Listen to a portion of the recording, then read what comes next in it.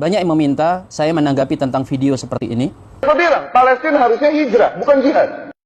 Sama kayak Rasul di Mekah. Yang intinya menyalahkan kaum muslimin yang ada di Palestina melakukan perlawanan atas penjajahan Zionis Israel. Dan menurutnya, karena kaum muslimin di sana lemah, sebaiknya hijrah. Dalilnya adalah Nabi dan para sahabat ketika masih periode Mekah, mereka lemah, tidak melawan, dan kemudian mereka memilih hijrah. Benarkah pendalilan seperti ini? Tanpa mengurangi rasa hormat kami kepada pemilik pendapat. Tetapi mari kita tinjau ulang. Apakah benar Nabi SAW itu tidak melakukan perlawanan, tidak berperang karena lemah? Rasulullah SAW dan para sahabat berada di Mekah, tidak melawan karena memang belum diperintahkan dan diizinkan untuk berperang. Kufu aidiyakum, tahan tangan kalian. Barulah kemudian setelah turun firman Allah Subhanahu wa taala, udina lil ladina yuqataluna bi annahum zulimu. Diizinkan untuk mereka yang diperangi itu berperang membela diri karena sesungguhnya mereka dizalimi. Rasulullah dan para sahabat kemudian mengangkat senjata. Bukan karena lemah. Buktinya apa? Sepanjang sejarah, baik dalam sirah nabawiyah ataupun dalam tarikh di masa Khulafaur Rasyidin dan masa-masa setelahnya, kaum muslimin itu tidak pernah lebih kuat daripada musuhnya. Dalam perang Badar 313 melawan 1000, Uhud 700 melawan 3000, Khandaq sekitar hanya 3000-an melawan 10.000 lebih, Mu'tah 3000 melawan 200.000 tentara Romawi yang terlatih. Kalau alasannya lemah, maka tidak akan pernah ada jihad di masa Rasul sallallahu alaihi wasallam. Apalagi jika kelemahan itu dihitung dari sisi jumlah dan persenjataan. Sayyidina Umar bin Khattab pernah mengatakan, "Lan nuqatilu bil adad wala bil udad." Kami tidak pernah diajari untuk berperang dengan menimbang jumlah dan perbekalan.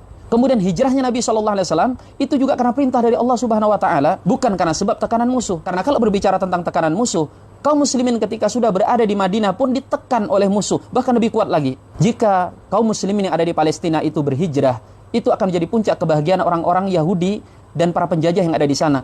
Karena memang tujuan mereka adalah mengusir kaum muslimin dari negeri mereka. Dan ketika mereka melawan, itu sudah menjadi fitrah dan perintah dalam agama, karena mereka dizolimi.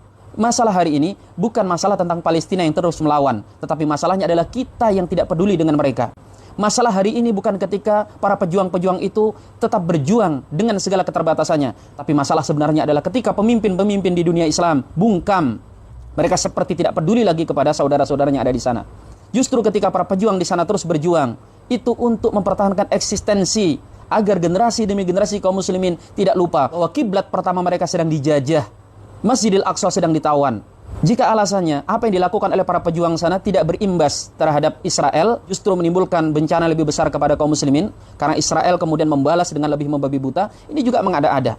Israel itu akan tetap membantai kaum muslimin di sana, baik melawan ataupun tidak melawan. Bacalah berita bagaimana orang-orang Israel tetap melakukan penggusuran, pembantaian dan pengusiran, bahkan ketika sedang tidak ada perlawanan. Maka jika diam dibunuh, lebih baik melawan dan terbunuh dalam perlawanan.